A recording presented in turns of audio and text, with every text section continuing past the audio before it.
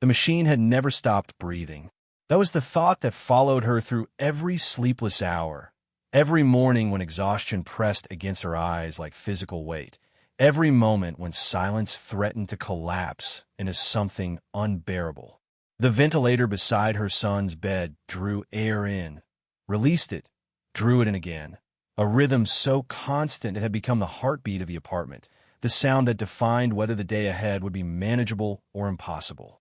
She had lived with that sound for 3 years now. First in the hospital, where the walls were white and the light was always wrong, where nurses moved with practiced efficiency and doctors spoke in careful tones that never promised too much. Then at home, after insurance coverage thinned and the hospital bills began to accumulate faster than she could count them. The apartment had been transformed slowly, reluctantly, into something between a living space and a medical ward. The ventilator occupied the corner of what had once been the living room. Tubes and monitors clustered around it like attendants. The furniture had been rearranged to accommodate equipment rather than comfort. Her son, Marcus, lay in a hospital bed that had replaced the couch, his small frame barely making an impression beneath the blankets. He was 8 years old, though his body carried the fragility of someone much younger. The accident had taken his breath 3 years earlier, left him dependent on the machine that now defined the boundaries of their existence. She had been told in the beginning that there was hope for improvement, that with time and therapy and the right interventions, he might regain some independence. But time had passed, and the interventions had proven expensive, and hope had settled into something quieter and more difficult to sustain. She worked 2 jobs to keep the machine running. The first was at a diner 6 blocks away, where she served breakfast and lunch to people who rarely looked at her long enough to remember her face. The second was overnight data entry for a medical billing company, a cruel irony she had stopped finding amusing months ago. She typed claims for treatments she could not afford, processed invoices for equipment identical to what sat humming in her living room, funded by insurance policies far more generous than her own. The apartment rent was overdue, not by days but by weeks.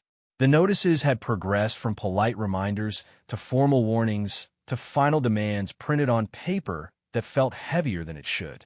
She had spoken with the landlord twice, pleading for extensions, promising payment as soon as the next check cleared. He had been sympathetic at first, understanding even. But sympathy had limits, and those limits had been reached. The eviction notice arrived on a Tuesday, taped to her door in an envelope that required no opening to understand its contents. 30 days. That was what the law allowed. 30 days to find a new place that would accept a tenant with mounting debt and a child who required round-the-clock medical equipment. 30 days to pack a life that could not be easily moved, that depended on power sources and sterile conditions and proximity to emergency services. She had called every landlord within a 20-mile radius. Most hung up when she explained the situation. Others listened politely before citing policies about medical equipment, liability concerns, insurance requirements. A few offered sympathy, but no solutions. Her family had stopped answering her calls months earlier. Her sister had been the last to retreat, offering excuses wrapped in concern. "You need to think about what's realistic," she had said, her voice tight with discomfort. "Maybe it's time to consider other options. For Marcus's sake." The implication had been clear enough. Facilities existed for children like him. Places where trained professionals could provide care without the burden falling on a single mother working herself into exhaustion. Places that would accept Medicaid, that specialized in long-term ventilator dependency, that could offer what she could not. She had refused to consider it then. She refused now. Marcus was not a burden to be transferred. He was her son, and as long as the machine kept breathing, she would find a way to keep them together. The morning the eviction became final, she sat at the kitchen table with a mug of cold coffee and a stack of bills that had long since stopped frightening her. Fear required energy, and she had none left to spare. The numbers on the pages blurred together, totals that exceeded her annual income, debts that would follow her for years regardless of what happened next. Medical bills, rent arrears, utility payments. The ventilator's electrical consumption alone cost more each month than most people spent on groceries. She heard Marcus stir in the other room, a small sound that carried over the ventilator's rhythm. She rose immediately, moving through the apartment with the practiced efficiency of someone who had learned to anticipate need before it became urgent. His eyes were open when she reached him, brown and aware despite the tubes and wires that connected him to machines. He could not speak, not with the trach in place, but he could communicate in other ways. A shift of his gaze, a slight movement of his hand. She had learned to read him the way some people read books, understanding the story even when the words were absent. "Morning, sweetheart," she said, forcing her voice into something that resembled normalcy. She checked the ventilator settings, confirmed the oxygen saturation levels, adjusted the blanket that had shifted during the night. "You sleep okay?" He blinked once. Yes. Their system was simple, effective. 1 blink for yes, 2 for no, 3 if he needed something urgent. She smoothed his hair back from his forehead, feeling the warmth of his skin beneath her palm. No fever. That was something. Fevers meant infections. Infections meant hospitals. Hospitals meant bills that would bury her even deeper. The knock at the door came at 9 o'clock, precisely on schedule. She had been expecting it, dreading it, but expecting it all the same. The landlord stood in the hallway, flanked by 2 men in work clothes who avoided meeting her eyes. One carried a clipboard. The other held a stack of boxes, flattened and waiting to be assembled. "Ms. Rivera," the landlord said, his tone carefully neutral. "I'm sorry it's come to this." She did not argue. There was no point. The law was clear, and the law did not care about ventilators or 8-year-old boys or mothers who worked themselves to exhaustion. She had 30 days, and 30 days had passed. The apartment was no longer hers. "I need time," she said, though she knew the answer before he spoke it. "I can give you until end of day," he replied. "After that, we'll need to change the locks." End of day. 12 hours to pack a life, to dismantle medical equipment, to find somewhere. Anywhere that would take them in. She felt the panic rise in her chest, sharp and immediate, but forced it down. Panic would not help. Action might. She called her sister one last time. The phone rang 4 times before going to voicemail. She did not leave a message. There was nothing left to say. Her co-workers at the diner offered sympathy, but little else. One suggested a shelter, though they both knew shelters were not equipped for children on ventilators. Another mentioned a church program, but the waiting list was months long and required documentation she did not have. By noon, she had accepted the reality that no help was coming. By 2 o'clock, she had packed what could fit in her car. By 4, she sat on the edge of Marcus's bed, holding his small hand in hers, and tried to explain what she herself did not understand. "We're going to have to leave for a little while," she said, keeping her voice steady. "Just until I figure things out. But I promise, I'm not going to let anything happen to you." He looked at her with eyes that were too knowing for an 8-year-old, eyes that had seen too much fear disguised as reassurance. He blinked twice. No, he did not believe her. Or perhaps he simply understood what she was trying not to say, that she had no plan, no destination, no certainty beyond the next breath the machine would pull into his lungs. The social worker arrived at 5:30, summoned by a neighbor who had watched the eviction unfold with increasing alarm. The woman was kind, professional, and devastatingly efficient. She assessed the situation quickly, took notes on a tablet that glowed blue in the dimming light, and explained the options with a gentleness that somehow made them worse. "There are facilities," she said, echoing the words her sister had used. "Good facilities, where Marcus would receive excellent care. You could visit as often as you'd like, and it would give you time to stabilize your situation." "No," she said, the words sharp enough to cut. "He stays with me." The social worker did not argue. She simply nodded, made another note, and left a packet of information that outlined temporary housing options, none of which would accept a child with Marcus's needs. When she left, the apartment felt colder than it had before.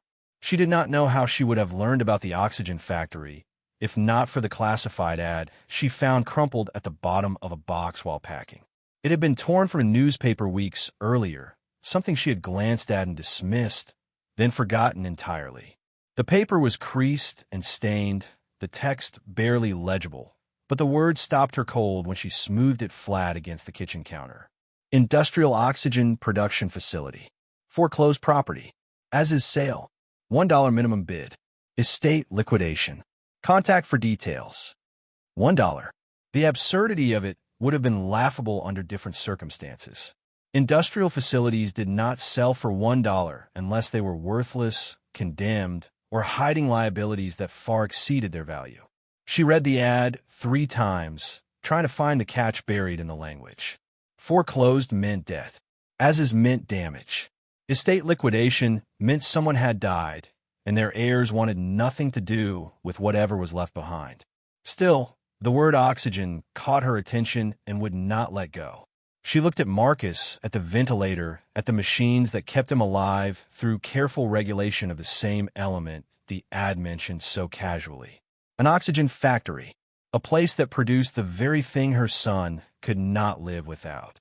The coincidence felt too precise to ignore, though she could not say why. She called the number listed at the bottom of the ad, expecting voicemail or disconnection. Instead, a man answered on the second ring, his voice clipped and businesslike. Whitmore Estate Services. I'm calling about the oxygen factory, she said, feeling foolish even as the words left her mouth. The one listed in the classifieds. There was a pause, long enough that she thought he might have hung up. Then, you're the first person to call about that property in 3 weeks. Are you serious about submitting a bid? How much is the minimum? $1, he confirmed. The estate wants it gone.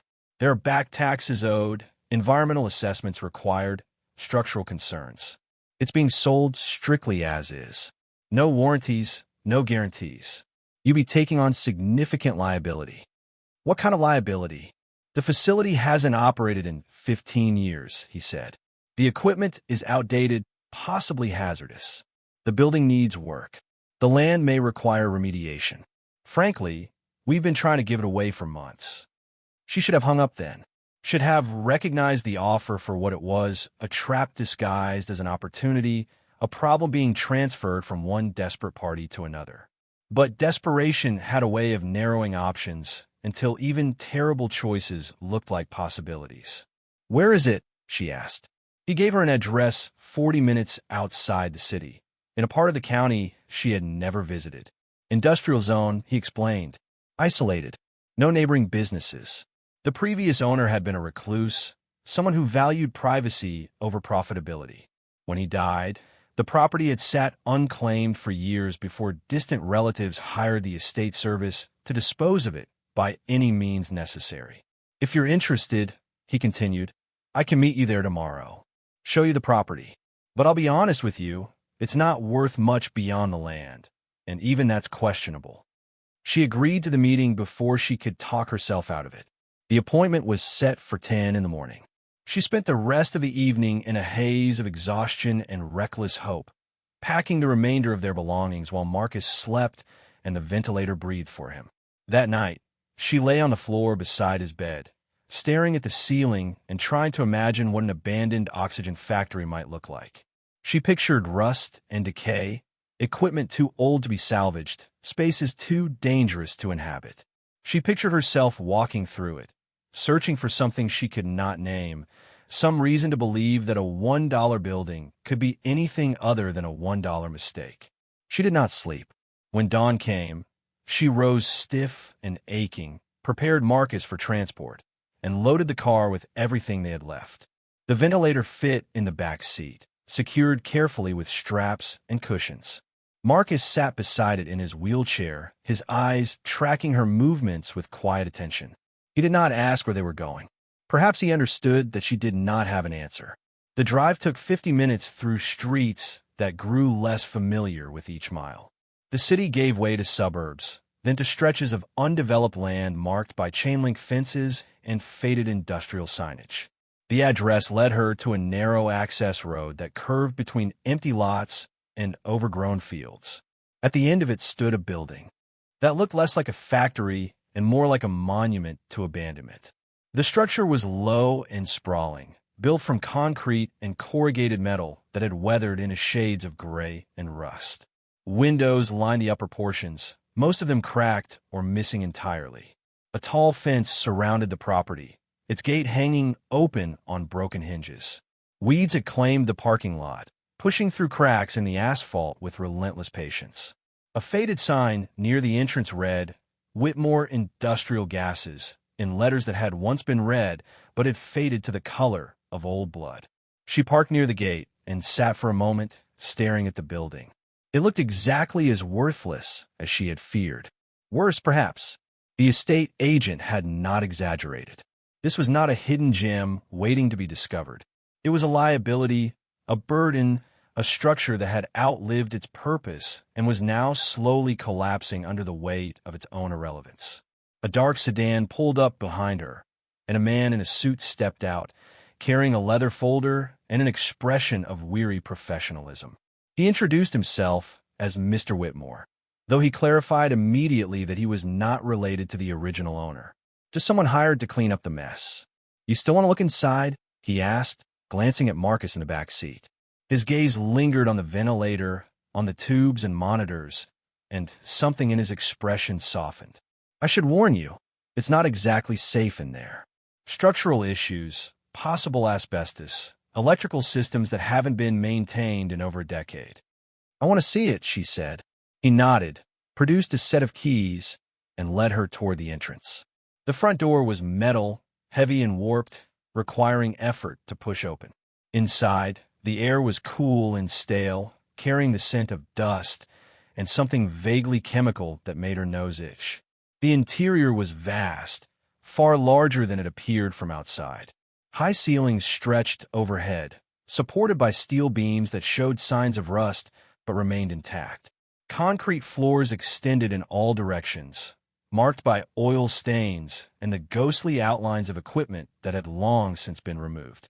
Mr. Whitmore walked her through the main production floor, pointing out areas of concern with the detachment of someone who had given the same tour too many times. "This section housed the compression units," he said, gesturing toward a space where bolts still protruded from the floor, marking where machines had once stood.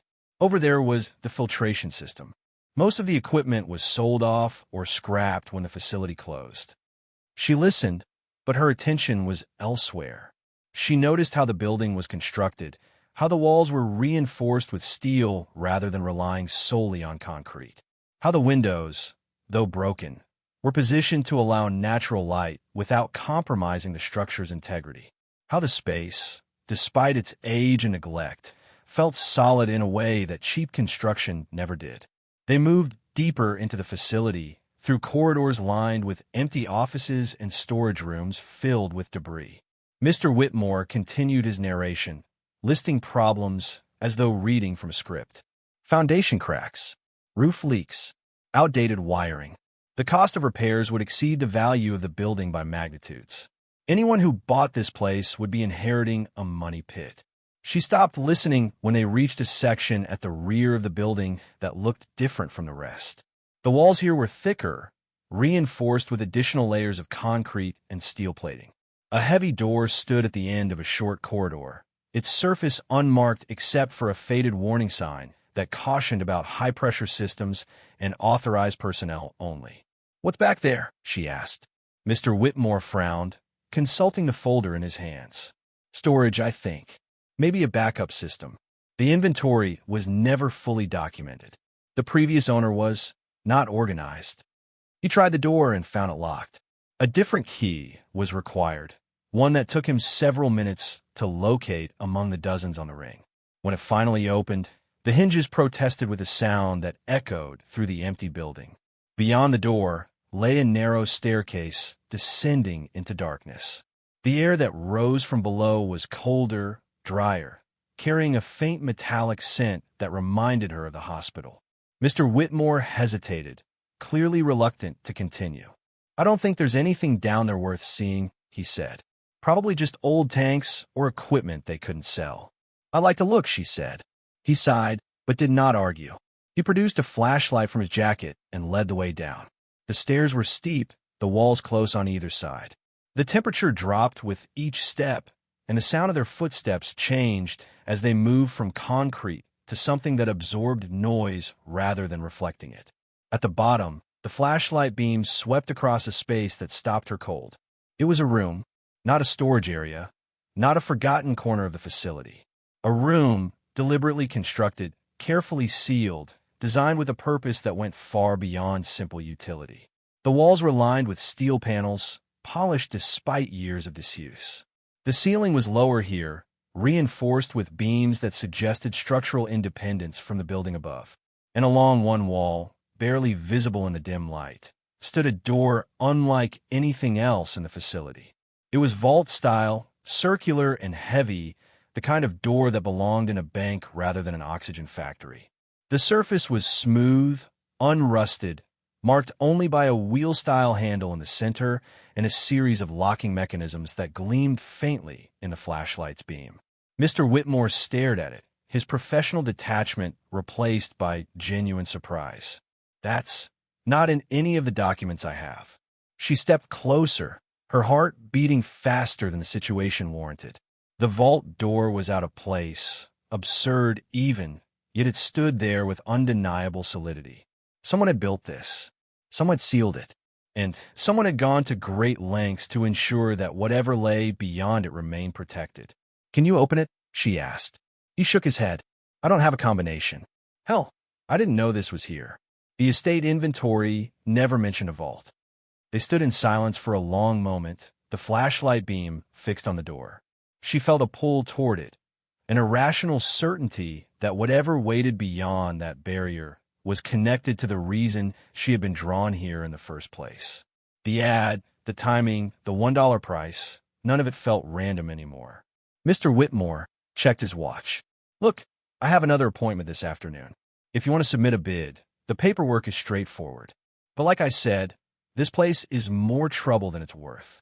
Even with a vault, there's no guarantee it contains anything valuable." She barely heard him. Her attention remained fixed on the door, on the question it posed without words. What was inside? Why had it been hidden? And why, after years of sitting unnoticed, had it surfaced now, at the exact moment when she needed something, anything to change? "I'll take it," she said.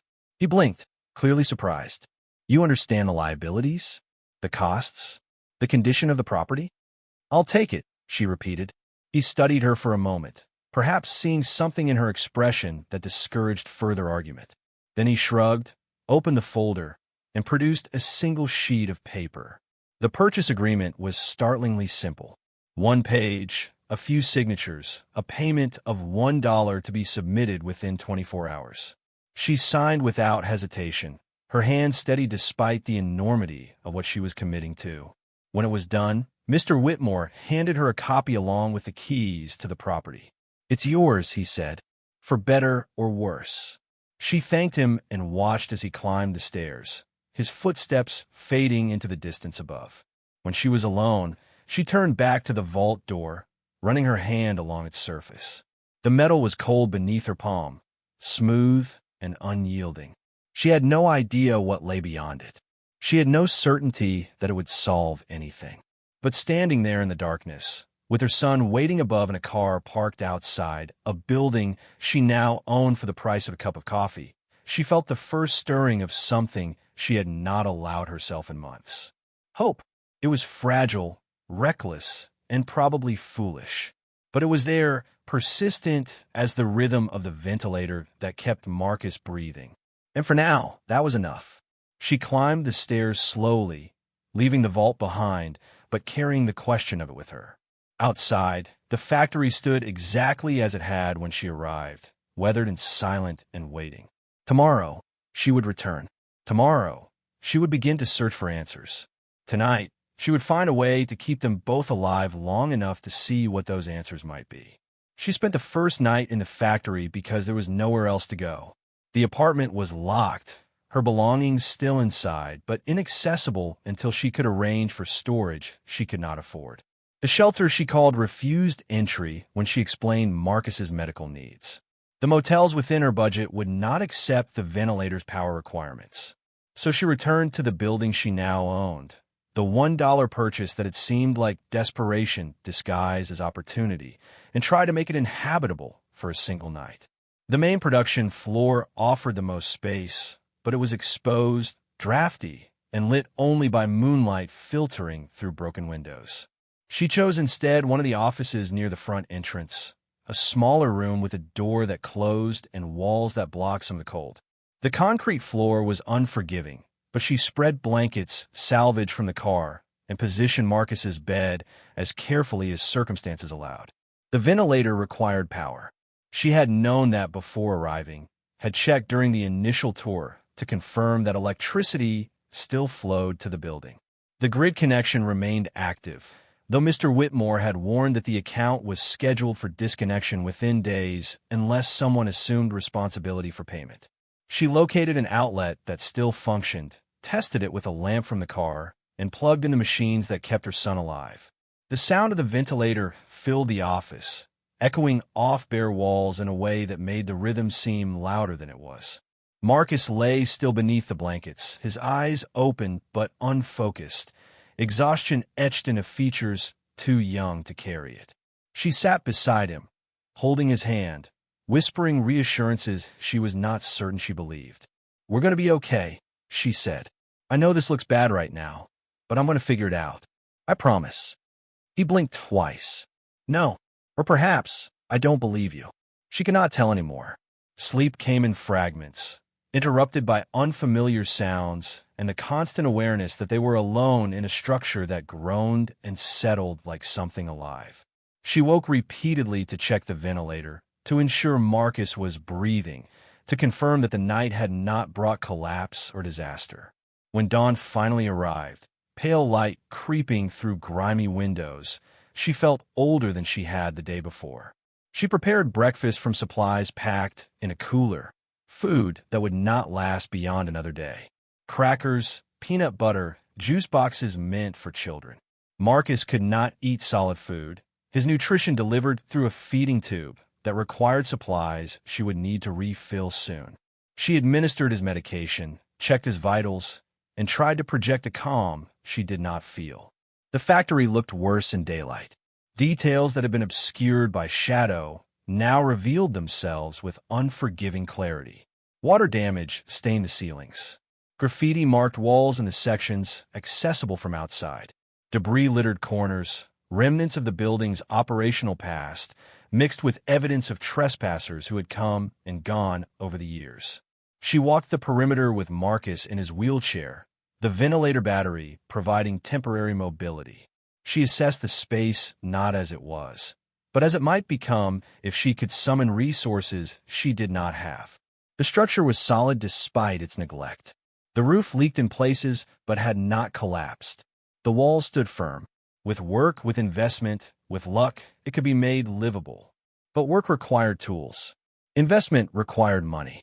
And luck, she had learned, was not something to rely upon. Her attention returned inevitably to the vault.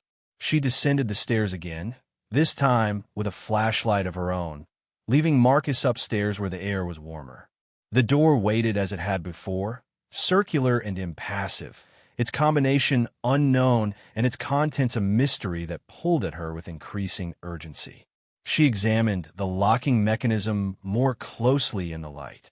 It was sophisticated, far more so than seemed necessary for an abandoned oxygen factory. The wheel-style handle was centered within a ring of numbered dials, each marked from 0 to 99. The mechanism appeared to require a specific sequence, a combination that could be anything from 4 digits to 8 or more. She tried the obvious attempts first. The year the factory was built, extracted from faded signage near the entrance. Sequences like 1234 or 0000. The current year, the previous owner's apparent age at death. Nothing worked. The wheel refused to turn. The bolts remained engaged. The door stayed sealed. Frustration built slowly, mingling with exhaustion and the creeping awareness that she had made a terrible mistake. The vault was inaccessible. Even if it contained something valuable, she had no way to reach it. And without access, the building remained what it had always been, a worthless structure purchased for a worthless price. She returned upstairs to find Marcus watching the entrance, his expression alert despite his condition. She forced a smile she did not feel. "Just checking things out," she said. "Don't worry. We're going to make this work." The first visitor arrived mid-morning. A woman in her 60s, heavy-set and dressed in a floral blouse that seemed too cheerful for the surroundings. She knocked on the open doorframe of the office where they had spent the night, her expression a mix of curiosity and concern. "Excuse me," she said. "I'm Helen from the church down the road. Someone mentioned there was a woman and child staying out here. I wanted to make sure everything was all right." She explained the situation in broad strokes, omitting details that felt too personal or too humiliating to share. The eviction, the lack of options, the factory purchased in desperation. Helen listened with the practiced patience of someone accustomed to hearing difficult stories, nodding occasionally, but saying little. When she finished, Helen glanced around the office, her gaze lingering on the ventilator, on Marcus lying still in his bed, on the makeshift arrangements that barely qualified as shelter. "Honey," she said, her voice kind but firm, "you can't stay here. This isn't safe. That boy needs proper care." "I'm providing proper care," she replied, defensive despite herself. "In an abandoned factory?" Helen shook her head. "There are resources, programs that can help. You don't have to do this alone." She had heard it before. The offers of help that came with conditions, with judgments about what was realistic and what was not. She thanked Helen for her concern, declined the suggestions gently but firmly, and made it clear that they would be staying. Helen left with obvious reluctance, promising to check back soon. The encounter settled over her like a weight. She knew how it looked. A desperate woman dragging her sick child into a derelict building, clinging to a fantasy that $1 could buy anything worth having. She knew because she had thought the same thing herself in the darkest hours of the previous night. Word spread faster than she expected. By afternoon, others began to arrive. A code enforcement officer who inspected the building and issued warnings about habitability violations. A social worker dispatched by someone, Helen perhaps, who assessed the situation and left pamphlets about child protective services. A reporter from a local paper who had heard about the unusual property sale and wanted to write a human interest story. She refused the interview, sent the social worker away with assurances she could not guarantee, and listened to the code enforcement officer list violations she had no means to address. Each visitor left the same implicit message. This was not going to work. She was in over her head. The kindest thing she could do was admit defeat and let the system take over. Her former co-workers from the diner heard about the situation through the informal networks that connected service workers across the city. 2 of them drove out that evening, bringing food and supplies, but also skepticism poorly disguised as concern. "This place is a dump," one of them said, glancing around with undisguised dismay. "You seriously bought this for $1? I didn't have anywhere else to go," she said. "There are shelters, programs." "Not for him." She gestured toward Marcus. "They don't take kids on ventilators." The other co-worker, a younger woman named Tasha, who had always been more direct than kind, shook her head. "So you bought a condemned building and brought him here instead? That makes sense to you?" The judgment stung because it was accurate. She had no good answer, no defense that would not sound like delusion or denial. So she said nothing, accepted the food with gratitude she half felt, and watched them leave with relief. Her sister called that night, her voice tight with a mixture of anger and fear. Someone had told her about the factory, about the eviction, about the choices being made. The conversation devolved quickly into accusations and ultimatums. "You need to stop this," her sister said. "You're being selfish. That boy needs stability, medical care, professionals. Not some fantasy that you can fix everything by yourself." "I'm not trying to fix everything," she replied. "I'm just trying to keep us together. By living in an abandoned factory? By dragging him into a building that should be condemned? How was that keeping him safe?" She hung up before the conversation could worsen. The phone rang again immediately, her sister calling back, but she did not answer. The silence that followed was heavy, oppressive, filled with the awareness that every person in her life believed she was making the wrong choice. Perhaps they were right. The second night was harder than the first. The cold crept in more aggressively, finding gaps in walls and windows that had seemed tolerable in daylight. She wrapped Marcus in every blanket she had, positioned space heaters salvaged from storage near his bed, and try to maintain a temperature that would not endanger him. The ventilator hummed its constant rhythm, indifferent to the inadequacy of their surroundings. She returned to the vault in the early hours of the morning when sleep refused to come. The flashlight beam cut through darkness that felt heavier than it should, pressing against her from all sides. She stood before the door again, running her hands over its surface as though touch might reveal what logic could not. There had to be a way to open it. Combinations could be guessed, locks could be bypassed, and mechanisms could be forced. But each method required expertise she did not have, tools she could not afford, and time she might not possess. The vault remained sealed, mocking her with its inaccessibility. She noticed details she had missed before. Scratches near the base of the door, faint and old, as though someone had attempted to pry it open at some point and failed. A manufacturer's plate riveted to the frame, so corroded that only fragments of the text remained legible. And near the handle, almost invisible unless the light struck it from a specific angle, a series of numbers etched into the metal itself. They were small, barely more than scratches, worn down by time or handling. She leaned closer, angling the flashlight to catch them clearly. 4 digits. 7429. They could be anything. A date, a code, a meaningless inscription. But their placement, just beside the combination wheel, suggested intention.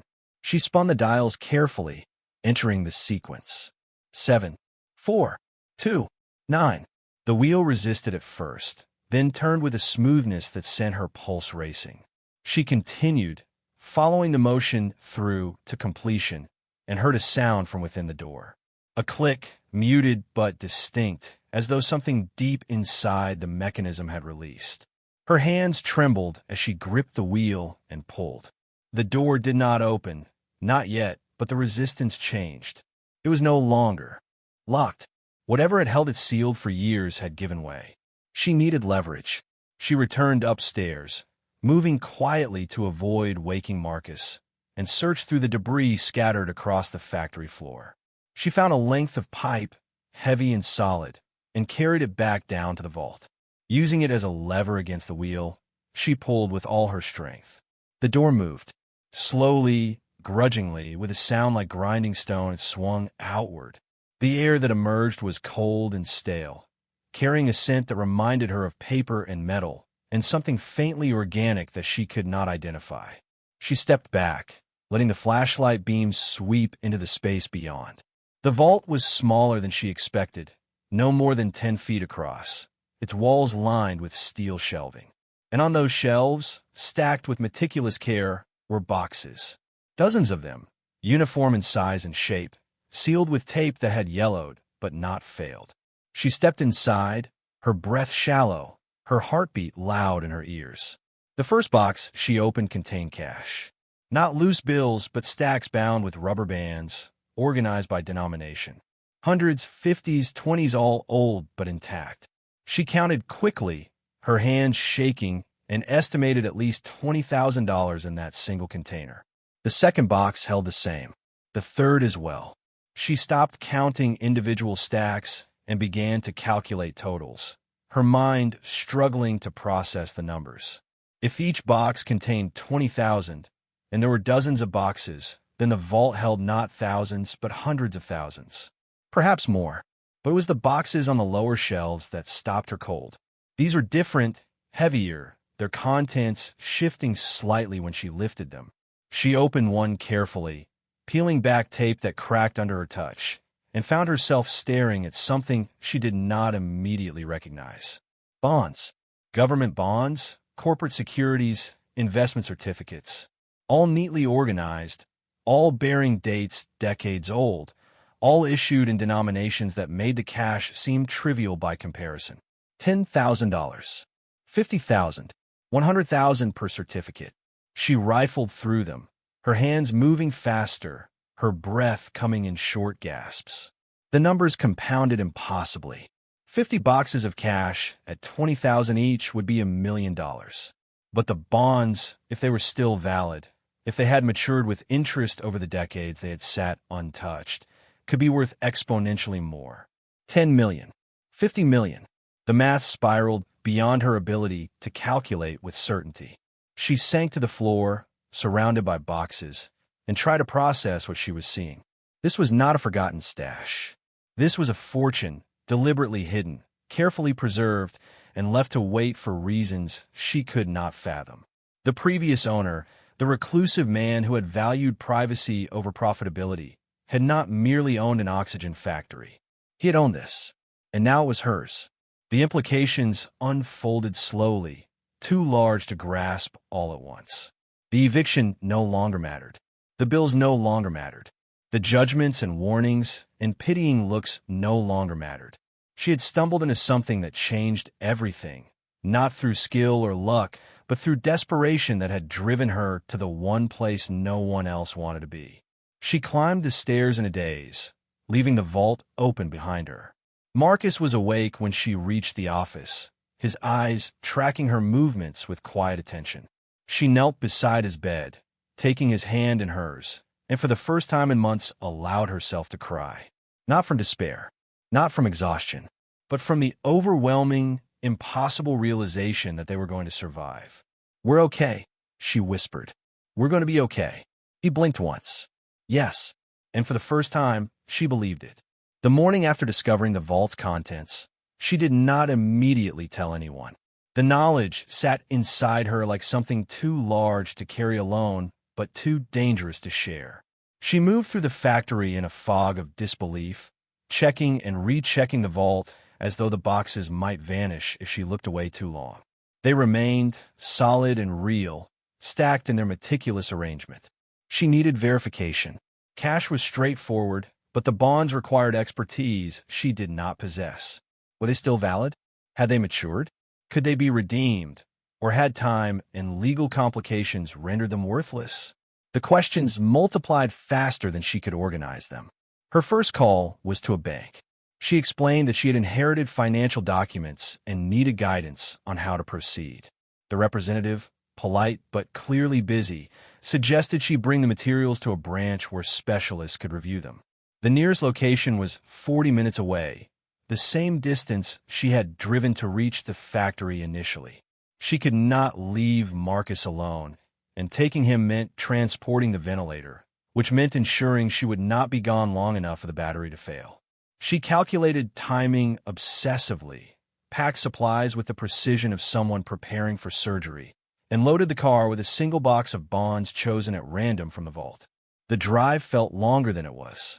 She gripped the steering wheel with white knuckles, hyper-aware of the box resting on the passenger seat beside her. It looked ordinary, unremarkable, the kind of container that might hold old tax records or forgotten receipts.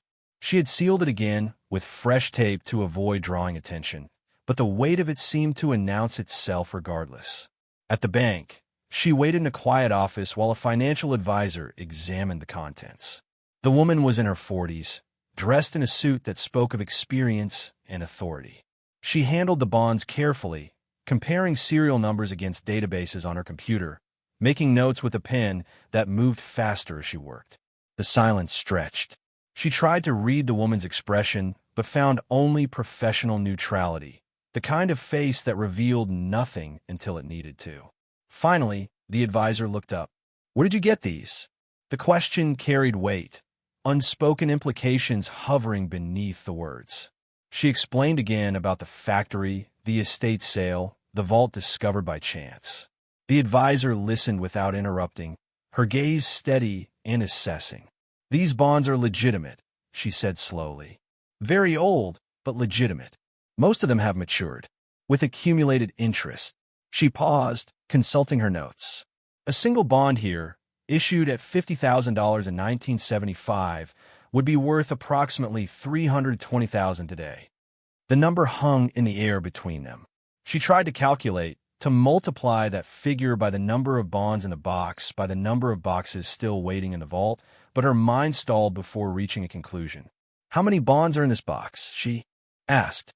The advisor flipped through the stack. 47. 47 bonds, at an average of $300,000 each. The math was impossible, absurd, too large to process. She felt her breath catch, her vision narrowing at the edges. The advisor must have noticed because she rose quickly, bringing water, guiding her into the chair with firm but gentle hands. "Take your time," she said. "This is a significant discovery." Significant. The word felt inadequate, a polite understatement that failed to capture the magnitude of what she had stumbled into. She drank the water slowly, forcing herself to breathe, to think clearly despite the roaring in her ears. "Are there more?" the advisor asked. She nodded. "Many more." The woman's expression shifted, professionalism giving way to something closer to astonishment. "You need a lawyer and an accountant. This isn't something you can manage alone." She left the bank with referrals written on a business card and instructions to contact specialists immediately. The box of bonds remained with the advisor for safekeeping, the first step in a process that would take weeks, if not months, to complete. But the verification was enough. The vault was real. The fortune was real. And her life had changed in ways she was only beginning to understand. When she returned to the factory, Marcus was sleeping, the ventilator maintaining its steady rhythm. She sat beside him and allowed herself a moment to simply exist in the awareness of safety. Not future safety, not hypothetical security, but immediate, tangible relief. The bills that had haunted her could be paid. The medical equipment that Marcus needed could be obtained. The life she had been fighting desperately to preserve could finally stabilize.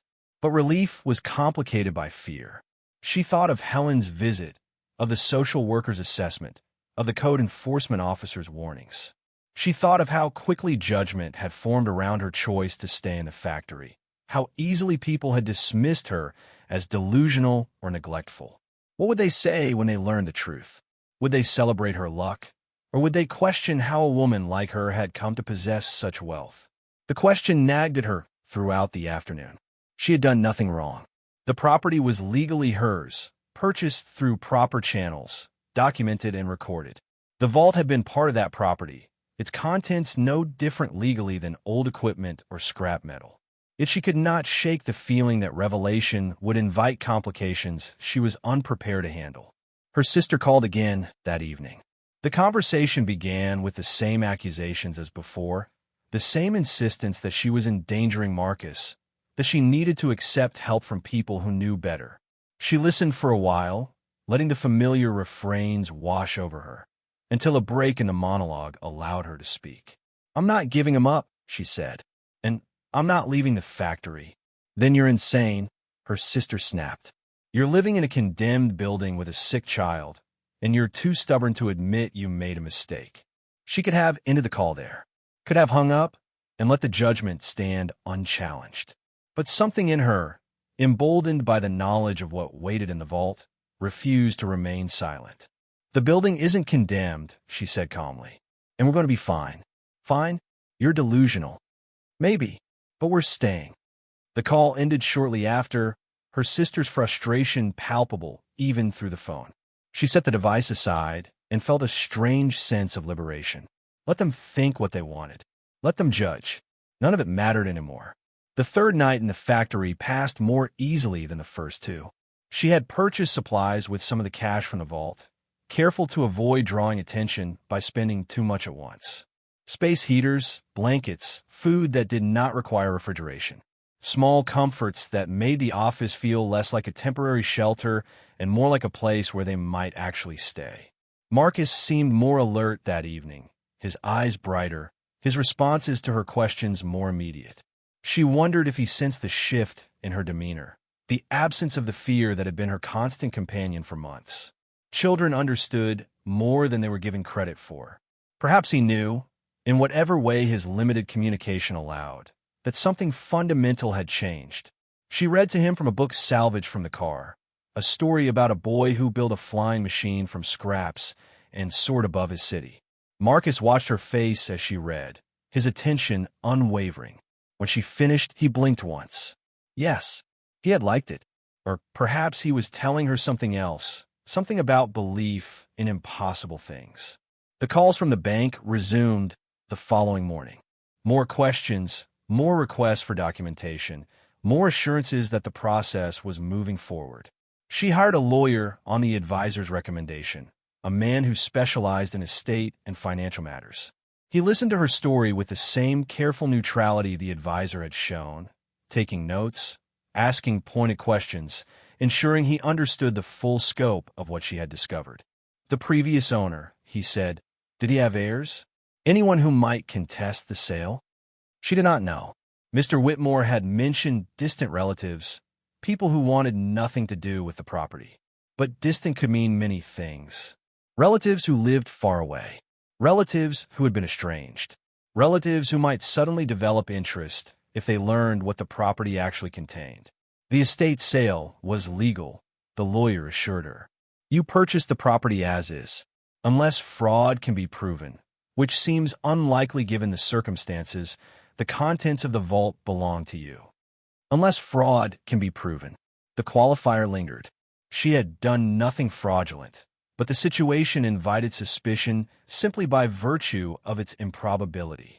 A $1 building, a hidden fortune, a desperate woman who stumbled into unimaginable wealth.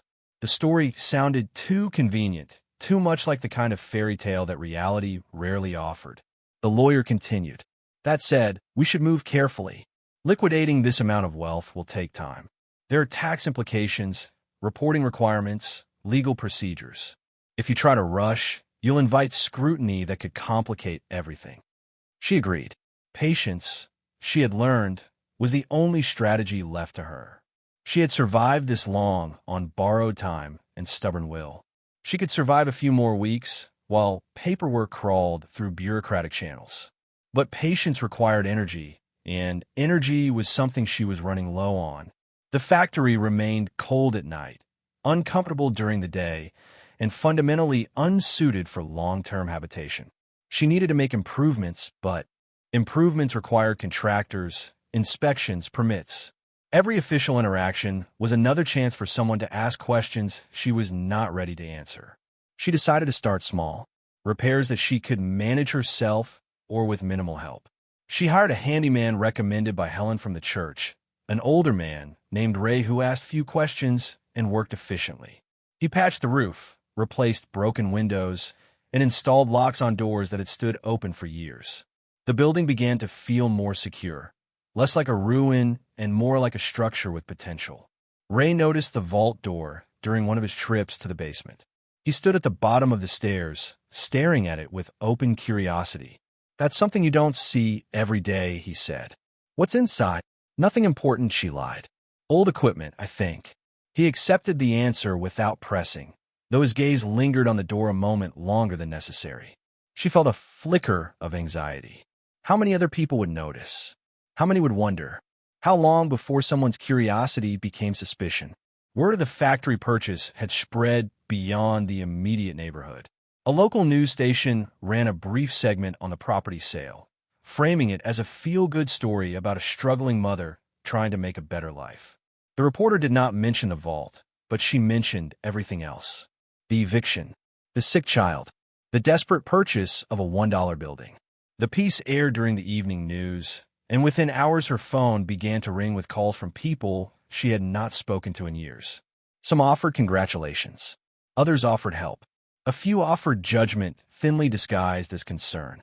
She answered the first few calls, then stopped, letting voicemail accumulate as the attention became overwhelming.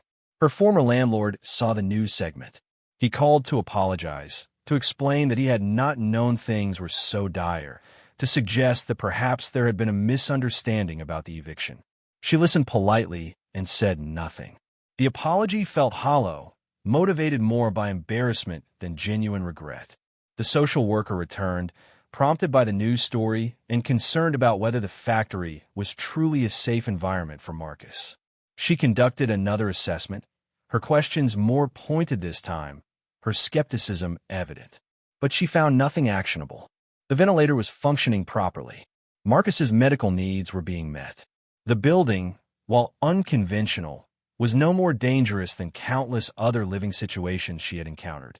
Still, the visit left her shaken. The attention was intensifying rather than fading. Every story, every call, every visitor was another potential complication. She began to regret allowing the news crew access, even though they had filmed only the exterior and asked only surface-level questions. By the end of the week, exhaustion had returned with a vengeance. The relief of discovering the vault had given way to new anxieties, different but no less consuming. She lay awake at night, listening to the ventilator, and wondered if safety was something she would ever fully possess, or if survival simply meant trading one set of fears for another. Marcus stirred in his sleep, and she rose to check on him, adjusting the blanket that had shifted, ensuring the tubes remained secure. His breathing was steady, supported but stable. She smoothed his hair back from his forehead and allowed herself a rare moment of gratitude. They had made it this far. Somehow, against odds that should have crushed them, they were still together. The vault was real. The fortune was real. And whatever came next, they would face it from a position of strength rather than desperation. It was not the ending she had imagined when she first read the classified ad, but it was a beginning. And for now, that was enough. The process of authenticating and liquidating the vault's contents consumed the next 3 weeks in a blur of meetings, documentation, and phone calls that seemed to multiply exponentially. Each box required cataloging. Each bond needed verification. Each certificate demanded research to determine current value, ownership history, and redemption procedures. The lawyers she had hired brought in specialists, accountants, financial advisors, and estate attorneys who worked methodically through paperwork that filled an entire office. She attended every meeting, brought Marcus when she could, left him with a private nurse when she could not. The nurse was the first person she hired with money from the vault, a middle-aged woman named Patricia who had decades of experience with ventilator-dependent patients and asked no questions beyond what Marcus needed medically. Her presence meant freedom, the ability to step away without fear, to focus on legal matters without constant worry about oxygen levels and feeding schedules. The factory slowly transformed around them. She hired contractors to make essential repairs, not all at once, but in carefully managed phases. Electrical systems were updated to handle modern demands. Plumbing was restored in sections of the building that had been defunct for years. Heating was installed properly, replacing the inadequate space heaters with industrial units that could warm the vast spaces evenly. The office where they had spent those first desperate nights became a temporary apartment, furnished modestly but comfortably, a place where Marcus could rest in safety while the future took shape. She was careful about spending. Despite the magnitude of what waited in the vault, nothing was officially hers until the legal process concluded. The lawyer had warned her repeatedly about premature celebrations, about complications that could still emerge. So she drew from the cash, small amounts that would not attract attention, and used it to build stability inch by inch. The first complete appraisal took 2 weeks to compile. She sat in the lawyer's office on a Thursday afternoon, Patricia watching Marcus in the factory apartment, and listened as numbers were read aloud that her mind struggled to process. The cash totals $1.2 million, the accountant said, his voice professionally neutral. Largely uncirculated bills from the 1970s and 80s. Still legal tender, no issues with redemption. 1.2 million. The number that 3 months ago would have seemed like salvation beyond imagining now felt almost trivial compared to what followed. The bonds are more complex, the lawyer continued, consulting a document that ran to dozens of pages. We verified authenticity on all of them. They were issued by a combination of federal and corporate entities between 1965 and 1985. Most have matured, with accumulated interest calculated to present day. He paused, ensuring he had her full attention. The total value is approximately $585 million. The silence that followed was absolute. She heard the words, understood them individually, but could not assemble them into meaning that made sense. 585 million. Not thousand. Not 100,000. Million. That's... She stopped, unable to finish the sentence. Extraordinary, the lawyer supplied. Unprecedented in my experience.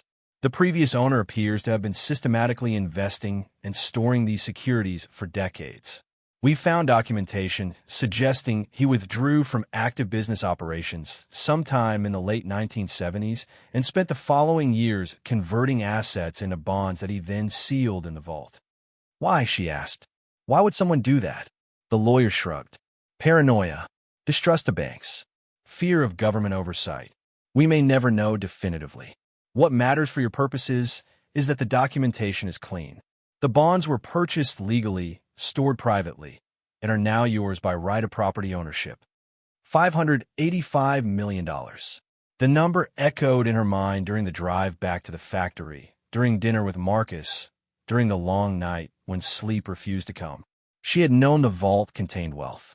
But wealth on this scale was incomprehensible, transformative not just for her and Marcus, but for anyone they chose to help, any cause they decided to support, any future they wanted to build. The weight of it was crushing and liberating simultaneously. She would never worry about rent again, never ration medication, never count pennies at the grocery store or avoid the doctor because she could not afford the copay. Marcus would have every treatment available, every therapy imaginable, every chance that money could buy. But the responsibility was enormous. How did someone who had been evicted a month ago suddenly manage a fortune larger than some corporate budgets? The lawyer anticipated her concerns. You'll need a financial management team, he said during their next meeting. People who specialize in wealth of this magnitude. Investment advisors, tax attorneys, trustees if you decide to establish foundations or charitable entities. This isn't something you can handle alone. She agreed readily. The idea of managing such sums personally was absurd. But choosing who to trust was paralyzing. Every advisor came with credentials and recommendations, but also with their own interests, their own incentives. How did she know who would guide her honestly versus who would see her as an opportunity? Start with a fiduciary, the lawyer suggested. Someone legally obligated to put your interests first. Build a team slowly. Don't rush into anything permanent until you're comfortable. She followed his advice, conducting interviews with financial advisors who came recommended by institutions rather than individuals. The conversations were surreal. Men and women in expensive suits sitting in the factory's makeshift office, discussing investment strategies and portfolio diversification while Marcus's ventilator hummed in the background. Some handled the incongruity gracefully. Others struggled visibly, their discomfort evident in the way they glanced around at the industrial surroundings, at the medical equipment, at the woman in jeans and a worn sweater who was about to become one of the wealthiest individuals in the state. She chose a team based not on promises, but on questions. The advisors who spent the most time asking about her goals, her values, her concerns, earned her trust more than those who led with aggressive growth strategies or complex financial products. She wanted people who understood that the money was not an end in itself, but a means to security, to health, to the life she had been fighting desperately to preserve. The authentication process concluded in the 5th week. The bonds were declared genuine, their value confirmed, their redemption authorized. The lawyer filed the necessary paperwork with federal agencies, corporate registrars, and financial institutions. The process would take additional months to complete fully, but the outcome was no longer in doubt. The fortune was real, legal, and hers. She allowed herself one night of pure relief. She ordered takeout, expensive food from a restaurant she had never been able to afford, and ate dinner with Marcus while Patricia sat nearby, smiling at their obvious joy. Marcus could not eat solid food, but she described every bite to him, the flavors and textures, the absurd luxury of not checking the price before ordering. He watched her with bright eyes, blinking once when she asked if he was happy. Yes. The news of the vault's contents did not remain private. Despite her attempts at discretion, information leaked through the network of professionals involved in the authentication. A financial journalist heard about the case from a source at one of the banks and began investigating. Within days, the story broke, not as a brief local segment, but as national news. Woman discovers $585 million fortune in abandoned factory. Read the headline. The article detailed her situation with surprising accuracy, describing the eviction, the desperate purchase, the the hidden vault. It portrayed her as both fortunate and resourceful, someone who had stumbled into wealth, but had also been brave enough to take the risk that led to discovery. The response was immediate and overwhelming. Her phone rang constantly with calls from media outlets requesting interviews, from charities requesting donations, from distant relatives and forgotten acquaintances suddenly eager to reconnect. She stopped answering numbers she did not recognize, let voicemail fill beyond capacity, and tried to maintain some semblance of normalcy while the world outside demanded her attention. Helen from the church returned, her expression a mixture of shock and vindication. "I saw the news," she said, settling into a chair across from where Marcus rested. "I have to admit, when you said you were staying here, I thought, well, I'm glad I was wrong." "You weren't wrong to be concerned," she replied. "It looked bad. It was bad. But you found a way through." Helen smiled, genuine warmth in her expression. "That takes courage. Or stubbornness. Maybe both." She laughed, the sound surprising her. "Definitely both." Helen hesitated, then continued carefully. "I know you'll be getting a lot of requests. People wanting help, wanting support. The church's programs, good programs, that could use funding if you're interested. But I'm not here to ask for money. I'm here to say congratulations. And to remind you that wealth doesn't change who you are. It just reveals it." The word stayed with her after Helen left. Wealth doesn't change who you are. It just reveals it. She thought about the person she had been a month ago, desperate and terrified, willing to spend her last dollar on a building no one else wanted. She thought about the person she was becoming, someone with resources beyond measure, but also with responsibilities she was only beginning to understand. Her sister called the day after the story broke. The conversation began with apologies, awkward and rushed, before dissolving into justifications for why she had pulled away, why she had suggested Marcus be placed in a facility, why she had doubted the factory purchase. "I was trying to help," her sister said. "I thought you were making a mistake." "You weren't the only one," she replied, keeping her voice neutral. "Everyone thought that. But you were right. You found something incredible." "I found something lucky," she corrected. "There's a difference." The conversation ended without resolution. Her sister wanted forgiveness, wanted to pretend that the months of silence could be erased by her sudden return. But forgiveness required more than apologies motivated by changed circumstances. It required acknowledgement of the harm done, the abandonment when it mattered most. That acknowledgement never came. Others were more direct about their intentions. Former coworkers reached out with congratulations that quickly pivoted to requests for loans, investments in business ventures, help with their own debts. She declined politely at first, then more firmly as the request became demands disguised as entitlement. "You have so much now," one said, as though wealth created obligation to those who had witnessed poverty without offering assistance. The social worker who had visited the factory appeared again, this time without the clipboard and skeptical questions. She came with forms for Marcus, programs that could provide additional support, therapy options that had previously been dismissed as too expensive or too specialized. The irony was not lost on either of them. "I judged the situation based on what I saw," the social worker said. "I should have looked deeper." "You saw what was there," she replied. "A woman living in an abandoned building with a sick child. You weren't wrong to be concerned. But I was wrong about you." The acknowledgement meant more than the apologies from others. This woman had been doing her job, protecting a vulnerable child from circumstances that genuinely appeared dangerous. She had not been motivated by judgment or bias, but by professional obligation. That distinction mattered. The code enforcement officer who had issued violations returned as well, accompanied by his supervisor. They conducted a new inspection, noting the repairs that had been made, the improvements to safety and habitability. Most violations were cleared. The remaining ones were given extended timelines to address, recognition that the building was being actively restored rather than neglected. "This is impressive," the supervisor said, glancing around at the renovated spaces. "A month ago, this place was a disaster. Now it's actually livable." "It's getting there," she agreed. "And the vault?" He asked the question casually, but she heard the curiosity beneath it. "Is being handled by lawyers," she replied. Everything above board, everything legal. He nodded, accepting the boundary. Good. Congratulations, by the way. Hell of a discovery. As word spread through the community, reactions divided cleanly between those who celebrated her fortune and those who resented it. Some neighbors brought gifts, meals, offers of friendship that felt genuine. Others avoided eye contact when she passed, their discomfort evident in the way they hurried indoors or turned away.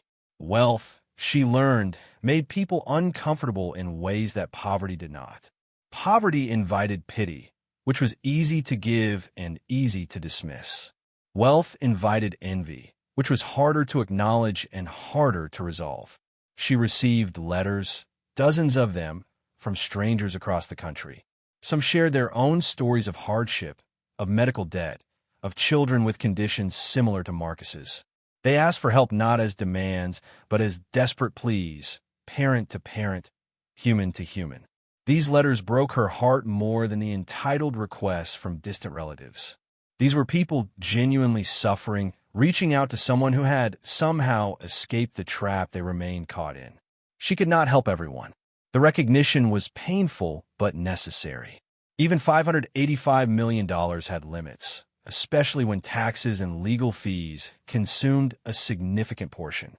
Her financial advisors helped her establish a framework for charitable giving, creating foundations that could distribute funds systematically rather than reactively. Medical debt relief for families with children on ventilators. Scholarships for single parents pursuing education. Grants for affordable housing initiatives. The causes chose themselves, shaped by her own experience of what it meant to struggle without support.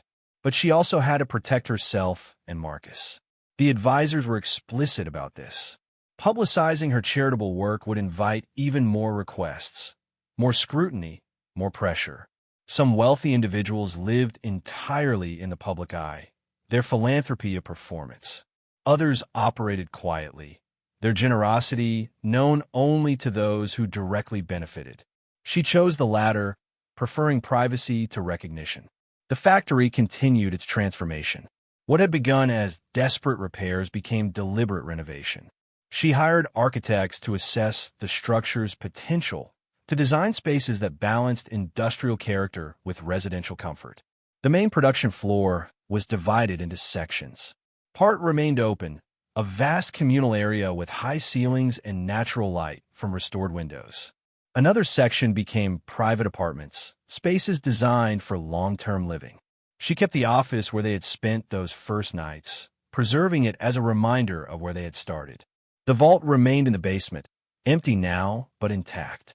She considered filling it, sealing it, erasing the evidence of what it had contained. But something stopped her. The vault was part of the story, a physical marker of the moment when everything changed. She left it open, its heavy doors swung back, its shelves bare. Visitors could see it if they asked, could stand in the space and imagine what it had held. It became a strange kind of monument, not to wealth, but to possibility. Marcus's health improved gradually. With unlimited resources, she accessed treatments that had been impossible before. Specialists flew in from across the country to consult on his case. Experimental therapies were attempted. New equipment was purchased, lighter and more advanced than the systems that had sustained him for years. Progress was measured in small increments. A slight improvement in lung function, a reduction in infections, moments when he could breathe with less mechanical assistance. Full recovery remained unlikely, the damage too extensive, but quality of life improved dramatically. She hired tutors to provide education tailored to his needs. Physical therapists worked with him daily, building strength in muscles that had atrophied. Speech. Therapists explored alternative communication methods, devices that could translate his limited movement into words. Marcus began to express himself with greater nuance, his thoughts no longer confined to binary, yes-no responses. The first time he used a device to say, "I love you," she cried for an hour. 6 months after discovering the vault, she hosted a small gathering at the factory. Not a party, but a quiet acknowledgement of how far they had come. Helen attended, along with Patricia the nurse, Ray the handyman, and a few neighbors who had shown genuine kindness during the difficult early days. The lawyer came, along with the financial advisor she had ultimately chosen to lead her wealth management team. Marcus sat in his wheelchair, surrounded by people who cared about him, his communication device resting on the armrest within easy reach. She stood in the middle of the renovated production floor, looking around at faces illuminated by soft lighting installed where harsh industrial fixtures had once hung. The space felt warm now, lived in, transformed from abandonment into something approaching home. "I want to thank you," she said, her voice carrying across the open space. "Not just for being here tonight, but for everything you did when we had nothing. Some of you helped when it made sense. Others helped when it didn't. That distinction matters more than you know." Helen smiled. Ray nodded. Patricia wiped at her eyes with a tissue. The lawyer raised a glass in silent acknowledgement. "This building was supposed to be worthless," she continued. "Everyone said so. It was falling apart, filled with problems, a terrible decision made by a desperate woman. And they were right. It was all of those things. But it was also the only chance we had. And somehow, impossibly, that chance led here." She paused, gathering her thoughts. "I'm not going to pretend this is a fairy tale. Money solves some problems, but it creates others. Marcus is better, but he's not cured.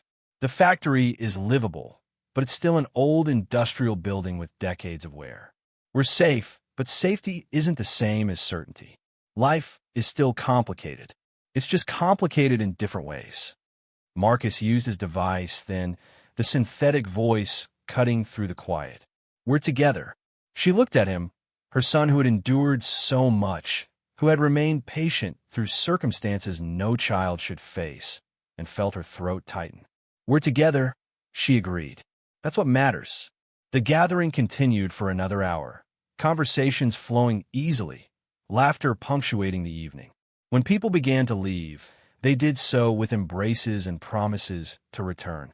The factory, which had once represented isolation and desperation, had become a place where community formed naturally. After everyone left, she sat with Marcus in the quiet. Patricia had gone home, the lights were dimmed, and the ventilator hummed its familiar rhythm. She held his hand, feeling the warmth of his skin, the slight pressure of his fingers against hers. "Do you remember the first night here?" she asked. He blinked once. "Yes." "Were you scared?" One blink. "Yes." "Me too," she admitted. "I thought I'd made a terrible mistake, that we'd end up worse off than before. I almost turned back a dozen times." He looked at her, his eyes bright despite his exhaustion. "But you trusted me," she said, "even when I didn't trust myself, even when everything looked impossible. You kept believing we'd be okay." The device remained silent. Some things did not need words. The weeks turned into months, and the months began to form a new kind of normal. She established routines that balanced Marcus's medical needs with the demands of managing wealth and philanthropy. The foundation, she created processed applications for assistance, distributing funds to families facing situations similar to what they had endured. The stories that came through the foundation were heartbreaking in their familiarity. Medical bankruptcies, housing insecurity, parents choosing between medication and food. She could not save everyone, but she saved some. And those she saved, in turn, helped others when they were able. The factory became more than a residence. She converted sections into community space, offering areas where local organizations could meet, where parents of children with disabilities could gather for support groups, where resources could be shared freely. The building that had been abandoned for years, that had seemed to represent only failure and decay, became a center of activity and hope. Not everyone approved. Some questioned her choices, criticized her spending, suggested she was wasting money on projects that would never be sustainable. A few news outlets ran pieces questioning whether sudden wealth had given her delusions of competence, whether she was qualified to make decisions about philanthropy and community development. The criticism stung, but she had learned to distinguish between legitimate concerns and simple resentment. Her relationship with her sister remained strained. They spoke occasionally, conversations that never quite resolved the underlying tension. Her sister attended a fundraiser the foundation held, standing at the edge of the crowd, her discomfort evident. At the end of the evening, she approached hesitantly. "I'm proud of you," she said. "I know I didn't show it before, but I am." "Thank you," she replied, accepting the words for what they were. Not reconciliation, but acknowledgement. "Can we start over?" her sister asked. She considered the question. Starting over implied erasing what had come before, pretending that the abandonment and judgment had not occurred. But memory did not work that way. Trust, once broken, could be rebuilt, but the cracks remained visible. "We can start from here," she said finally. "Not over. Just forward." Her sister nodded, relief evident in her expression. It was not forgiveness, but it was permission. Perhaps that was enough. A year after discovering the vault, she received a letter from the distant relatives of the factory's previous owner. They had heard about the fortune, about the bonds that had been hidden for decades. The letter was carefully worded, dancing around direct accusation, while implying that perhaps the sale had been improperly conducted, that perhaps they deserved compensation for what they had unknowingly lost. Her lawyer responded with documentation proving the sale had been legal and transparent. The estate had been properly administered, the property sold through authorized channels, the contents claimed by right of ownership. The relatives had no legal standing to contest the outcome. The letter they sent in return was brief and bitter, but did not threaten further action. They had gambled on intimidation and lost. The attempted challenge reinforced what she had begun to understand. Wealth attracted not only opportunity, but also threat. People would question her right to it, her worthiness, her competence. They would see the fortune as something taken rather than discovered, as luck that should have been theirs. She could not change those perceptions. She could only continue building the life she and Marcus deserved, regardless of how others chose to view it. Marcus's 10th birthday arrived with celebration that would have been unimaginable 2 years earlier. The party was small, limited to close friends and the medical team that had become family. A specialized cake was made, something Marcus could safely consume through his feeding tube. Gifts piled up, toys and books, and adaptive technology that allowed him to engage with the world more fully. He used his communication device constantly, expressing joy with a fluency that had seemed impossible when they first arrived at the factory. "Best birthday," the device said, its synthetic voice somehow conveying genuine happiness. She hugged him carefully, mindful of the tubes and wires that remained constant companions. "You deserve every moment of happiness," she whispered. "Every single one." The ventilator continued its rhythm, unchanged by celebration or circumstance. It would remain part of their lives indefinitely, a machine that breathed for him when his body could not. But its presence no longer defined them. It was simply one element among many, significant but not overwhelming. She thought often about the classified ad that had led her to the factory. The torn newspaper page remained in a drawer, an artifact of desperation preserved as evidence that sometimes impossible choices led to impossible outcomes. $1. The price still seemed absurd, a cosmic joke that had somehow resolved in her favor. But she had learned that value was contextual. What others dismissed as worthless had contained her salvation. What appeared broken had been whole in ways they could not see. The factory stood as physical proof of that lesson. Its walls, once seen as liabilities, now sheltered lives and communities. Its spaces, once empty and cold, now filled with warmth and purpose. Transformation was possible, not through perfection, but through commitment to making something work despite its flaws. On quiet evenings, when Marcus slept and the building settled into silence, she walked through the renovated spaces and remembered. The first desperate night, huddled in an office with borrowed blankets. The discovery of the vault, her hands shaking as the door swung open. The moment in the bank when numbers too large to comprehend had been spoken aloud. The gradual building of safety, resource by resource, day by day. She remembered the judgment, the doubt, the certainty from others that she was making catastrophic mistakes. She remembered her own fear, the nights when she questioned every decision, when giving up seemed like the only rational choice. And she remembered the moment when Marcus had blinked once, trusting her when she barely trusted herself. The journey from eviction to security had been neither linear nor simple. It had been marked by setbacks and complications, by legal battles and medical crises, by the constant tension between hope and realism. But it had also been marked by unexpected kindness, by helpers who appeared when needed, by her own stubborn refusal to accept defeat as inevitable. She stood in the basement sometimes, looking at the empty vault, its door permanently open now. The space that had contained a fortune now held only air and memory. But the change it had created rippled outward, touching lives beyond her own, transforming struggle into possibility for others still fighting their way towards safety. The foundation processed its 100th application for assistance on a Tuesday afternoon. A single mother in another state, drowning in medical debt after her daughter's diagnosis, written with a desperate hope that marked letters from people who had exhausted all other options. She approved the grant personally, then wrote a letter to accompany it, sharing her own story briefly, reminding the woman that survival was possible even when it seemed impossible. The responses she received from families the foundation helped were overwhelming in their gratitude.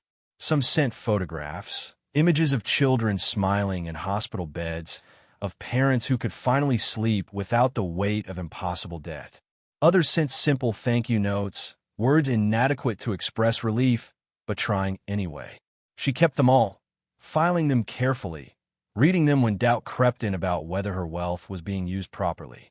Marcus asked about the vault one evening, his communication device allowing complex questions he could not have posed before. Why did he hide it? She had wondered the same thing countless times. I think he was afraid, she said. Maybe he didn't trust banks. Maybe he didn't trust people.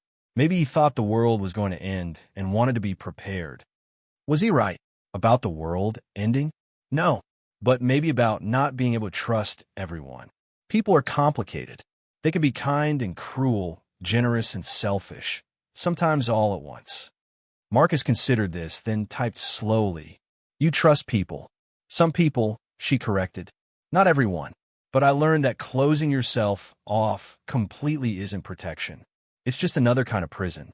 The device was silent for a moment. Then, the factory was prison. Now it's home. She felt tears prick her eyes. Yes, that's exactly right. 2 years after the discovery, the factory renovations were complete. What had been an industrial ruin was now a mixed-use building, combining residential spaces with community areas and small commercial tenants who paid below-market rent in exchange for providing services the neighborhood needed. A medical supply company occupied one section, offering equipment at cost to families without insurance. A cafe employed adults with disabilities, providing job training and steady income. A legal aid clinic offered free consultations to people navigating systems too complex to navigate alone. The building had become what she had imagined during those first desperate days, a place of possibility rather than despair. Visitors came not to gawk at the woman who had found a fortune, but to access resources, to connect with community, to find help when they needed it most. The vault story was told occasionally, usually to donors considering supporting the foundation's work. But it was no longer the defining narrative. The building had developed its own identity, separate from the accident of discovery that had enabled its transformation. Marcus's health plateaued at a level that, while not ideal, allowed him quality of life his doctors had once thought impossible. He attended school through a combination of in-person and remote learning, his communication device and adaptive technology enabling full participation. He made friends, children who saw past the ventilator too. The person connected to it. He developed interests, passions, dreams for a future that had once seemed foreclosed by his condition. His 10th birthday had been celebration. His 11th was confirmation. He was thriving, not despite his limitations, but alongside them, building a life that accommodated his needs while refusing to be defined entirely by them. She remained in the factory, choosing to stay even as she could have afforded mansions elsewhere. The building had saved them. Leaving it felt like abandonment, a betrayal of the shelter it had provided when nothing else would. She made her home in a section that balanced comfort with the industrial character that gave the space its identity. High ceilings, exposed brick, windows that filled rooms with natural light. It was not conventional, but convention had never served her well. On the third anniversary of the discovery, she stood before the vault with a reporter from a magazine writing about the intersection of wealth and social impact. The journalist had approached the story carefully, avoiding sensationalism, focusing instead on how sudden fortune could be channeled toward meaningful change. "Do you ever wonder what would have happened if you hadn't found the vault?" the reporter asked. She considered the question. "I think about it sometimes. We would have survived somehow. Maybe in shelter, maybe with Marcus in a facility, maybe through some other desperate compromise. We wouldn't have died, but we wouldn't have lived fully either. The vault didn't save our lives. It gave us the chance to build lives worth living." "And the previous owner?" the reporter pressed. "Do you ever think about him? Why he accumulated all that wealth and then hid it?" "All the time," she admitted.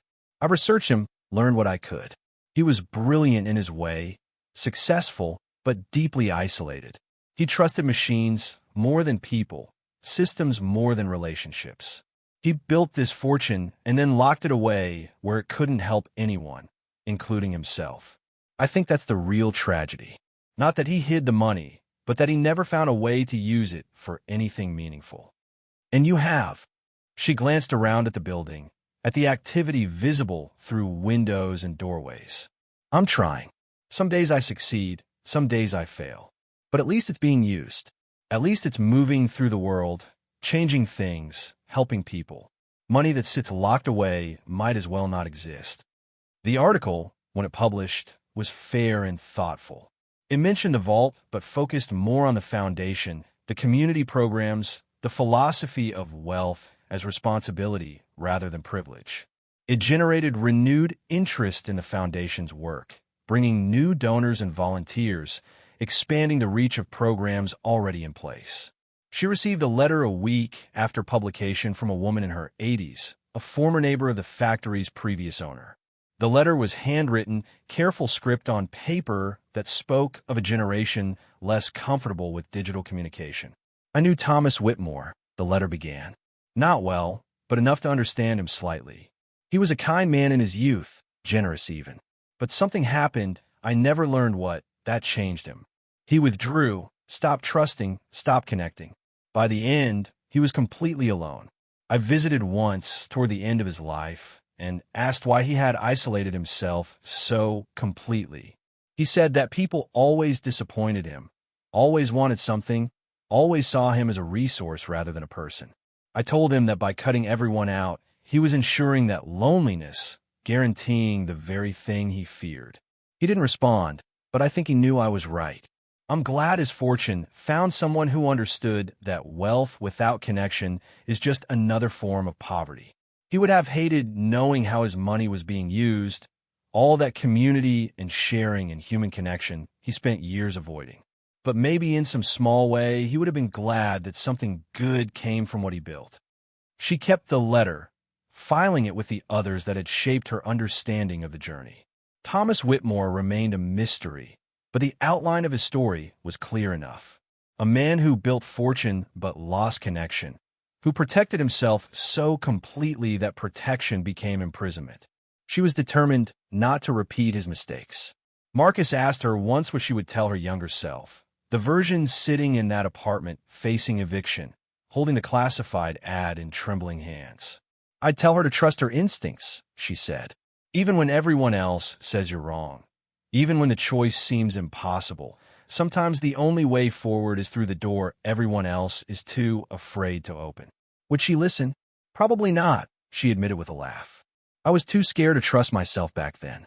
I made the choice out of desperation, not confidence. But maybe that's okay. Maybe sometimes desperation is just courage that hasn't recognized itself yet. The device was quiet then. I was desperate too. When we came here, I thought we were going to die. The admission hit her like a physical blow.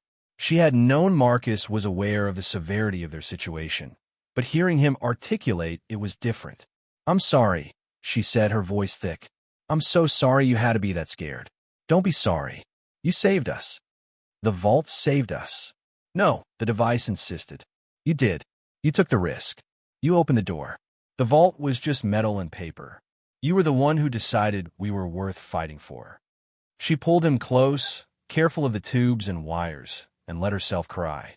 Not from sadness, but from the overwhelming weight of love and gratitude and relief that they had made it through.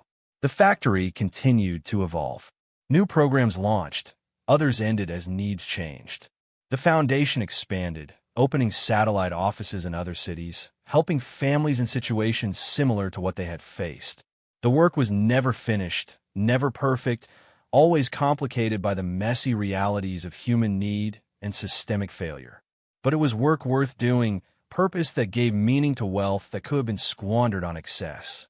She dated occasionally, carefully, aware that her wealth made trust complicated. Some people saw her as an opportunity. Others were intimidated by resources they could never match. A few saw her as a person first, wealth as secondary, and those relationships had potential even when they did not last. She was not actively seeking partnership, but she was not closed to it either.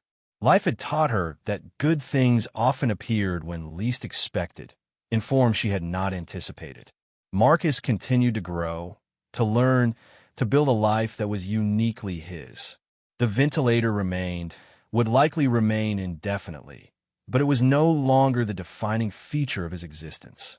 He was a student, a friend, a person with opinions and interests and a sense of humor that could surprise and delight. He advocated for other children with disabilities, using his communication device to speak at events, to share his story, to remind people that limitation did not equal lack of value. The media attention faded eventually, as it always did. News stories captured public imagination, and the woman who found a fortune in a factory became a footnote, occasionally mentioned but no longer newsworthy. She was grateful for the anonymity, the ability to move through the world without constant scrutiny. The work continued regardless of attention, sustained by commitment rather than visibility. 5 years after discovering the vault, she hosted another gathering, larger than the first. Current and former foundation recipients attended, along with staff, volunteers, donors, and community members who had been part of the journey. The factory was filled with people, conversation, laughter, the sound of lives intersecting in ways that created something larger than individual experience. She stood again in the main space, looking out at faces that represented struggle and resilience, loss and hope, the full spectrum of human experience that wealth alone could never address, but could sometimes support. "Why, I bought this building for $1, she began. I thought I was making the worst mistake of my life. A condemned structure, no resources, a sick child, and the judgment of everyone who thought they knew better. I stood in the ruins of this place and wondered if I had finally pushed my luck too far, if desperation had driven me past reason into something that would destroy us both." She paused, letting the memory settle. What I found in that vault changed our material circumstances. It gave us security, resources, opportunity we never would have had otherwise. But it didn't change who we were. It just revealed what had always been there. The determination, the refusal to give up, the belief that we deserved to survive even when the world suggested otherwise. Marcus, seated near the front in his wheelchair, used his device. "We all deserve that." She smiled at him. "We all deserve that," she agreed. "Every person here, every family struggling with impossible choices, every child whose life is complicated by systems that should help but too often harm. You deserve safety. You deserve support. You deserve a chance to build lives that matter." The gathering continued late into the evening, connections forming naturally, stories shared freely. When people finally began to leave, they did so with the understanding that the building would remain, that the work would continue, that struggle might be inevitable but did not have to be solitary. After the last guest departed, she sat with Marcus in the quiet. The factory that had been their prison had become their home. The vault that had held a fortune now held only memory. And the life they had built, impossible and imperfect and better than anything she had dared hope for, continued its forward motion. "Thank you," Marcus said, his device breaking the silence. For what? For not giving up. For opening the vault. For believing we could make it. She took his hand, feeling the warmth of connection that no amount of money could buy or replace. Thank you for being worth fighting for. The ventilator hummed, its constant rhythm, mechanical breath that sustained organic life, a partnership between machine and human that defined their existence. But it was no longer a sound of desperation. It was simply the rhythm of their life, persistent and steady, breathing through whatever came next.